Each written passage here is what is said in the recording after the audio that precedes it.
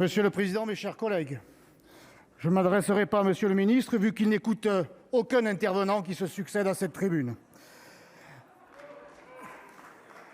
Est-ce que le pass protège réellement? La réponse est non. Cette phrase n'est pas de moi, mais de Jean-François Delfraissy, le président du conseil scientifique. Quel aveu! L'objectif du ministre n'est pas de soigner, ni même de protéger les Français. Son objectif n'est plus sanitaire, il est politique. Il veut tout simplement donner l'illusion de faire quelque chose en prenant la décision la plus arbitraire et autoritaire que ce pays ait eu à subir depuis 3/4 de siècle.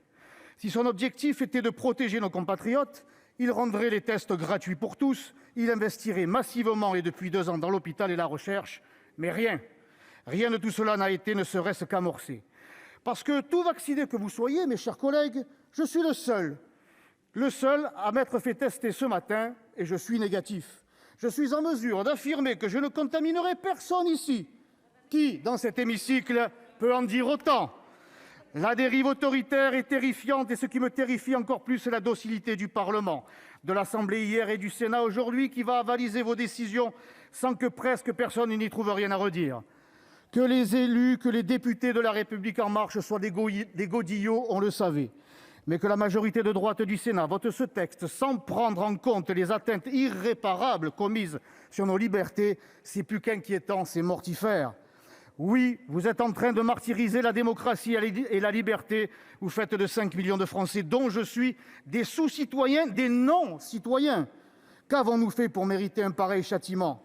Nous refusons de prendre la dose d'un prétendu vaccin qui est tellement efficace qu'il faut l'administrer tous les 3 mois, que le masque est à nouveau obligatoire dans la rue, que des jauges sont instaurées dans les théâtres et les stades, que les boîtes de nuit sont fermées. Bravo, quelle réussite!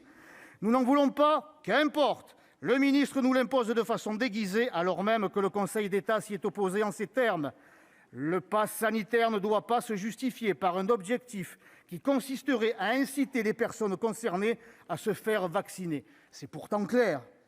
Et comme de l'état de droit vous vous moquez, vous devriez aller encore plus loin. Il faudrait écarter les non-vaccinés du reste de la société, les éloigner des vaccinés, comme je l'ai été sur le plateau de LCI, la chaîne indigne. Pour masquer son écrasante responsabilité dans le développement de la pandémie en ayant mis l'hôpital à l'os.